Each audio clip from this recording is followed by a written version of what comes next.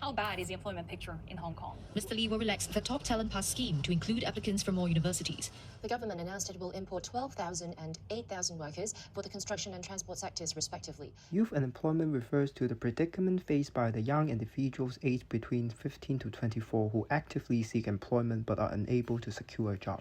While compulsory education is typically mandated until the age of 18, questions arise as to what lies ahead for young people once they complete their education. The rate is actually averaging about 12%, and that is actually about 3 to 4 times bigger than the adult average in the city. Yeah, I've received a lot of rejections and not even any replies from companies.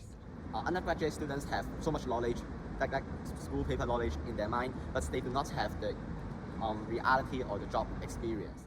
Is completing HKDSE or obtaining a traditional university degree in fields such as art, business, engineering, or social science sufficient to secure future employment? Concerns about graduating from university and successfully navigating the competitive job market in cities become pertinent. Are you, as young individuals, truly prepared to thrive in this challenging environment? Hello everyone, we are Group Navy Blue. In our introduction video, we aim to shed light on the pressing issue of youth unemployment in Hong Kong. Despite the increasing levels of education attainment in Hong Kong, the youth unemployment rate remains alarmingly high, currently standing at approximately 13%. The rate is about 2 to 3 times higher than the adult rate, emphasizing the significant challenges faced by young individuals in securing stable employment opportunities. Unfortunately, this situation continues to worsen. Numerous rounds of interviews for applying to business firms and underpaid issues in the engineering field have been widely discussed and are worrisome for graduates. These concerns are even more pronounced for those who are unable to obtain a university degree. This raises the important questions about the role of poverty and inequality in exacerbating the youth unemployment crisis. Throughout our video, we'll delve deeper into the factors that contribute to youth unemployment in Hong Kong. We'll examine the implication of these challenges for the younger generation and explore potential solutions to address this pressing issue. The first problem we identify is a target mismatch between the conservative education system and company requirement on graduates. The ultimate goal of education is to help individuals navigate lives and contribute to society once they become older. However, graduates from both high school and universities in Hong Kong are often being criticized for having insufficient experience and trainings. Thus, the youth employment rate decreases and deprives young individuals of stable work and regular income, making it difficult for them to meet their basic needs. Companies are recruiting a lot of people outside the finance and economic field as well, like business field in specific. They're recruiting people from CS and even science faculty because they can showcase their skills better than us. Let's just say the companies really want people who can code and have a great understanding of programming. I think these are some things that are taking over in this field. The reality is that we need to deal with people, we need to deal with different situations that do not appear on the exam paper. So, but we do not train so much job knowledge or the skill sets that we may face. The problem of when we are getting into the job market. Worst case scenario, youth may struggle in affording housing, food, and healthcare, leading to an increase in youth poverty level. Therefore, our group proposed that schools and universities should provide a more comprehensive education where youth can acquire sufficient skill sets for their future needs in society.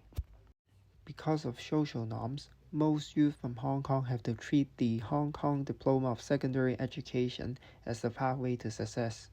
However, is this what all youths are expecting from their lives? Are there any students who have to start working at the age of 18 due to their family financial status? Some students growing up in poverty would engage in work in business or engineering sector after obtaining sufficient academic qualifications as they want to get a fairly stable salary. Because we do not have so much STEM education in primary and secondary school. So I think the government needs to step up. They need to provide this platform, let's just say counseling services and job training, other even if you don't have a university degree, those sort of opportunities. Alternatively, we suggest that universities should split their typical degree programs into two streams, one focusing on research and the other on providing students with sufficient technical skills relevant to their future careers. This approach would equip individuals with the necessary competences to succeed more easily in their desired field. On one hand, they can use their strength to receive offers from companies easily after graduation. On the other hand, these youth won't be disadvantaged due to any sort of confounding factors such as social norms, family backgrounds, education levels, and connections, resulting in a decrease in youth unemployment. In the end, we aimed at a more sustainable pool of youth workforce in Hong Kong without over-relying on recruiting talents from overseas, despite having a group of unemployed youth in Hong Kong. Objections from universities and the government are likely to arise if this idea is executed.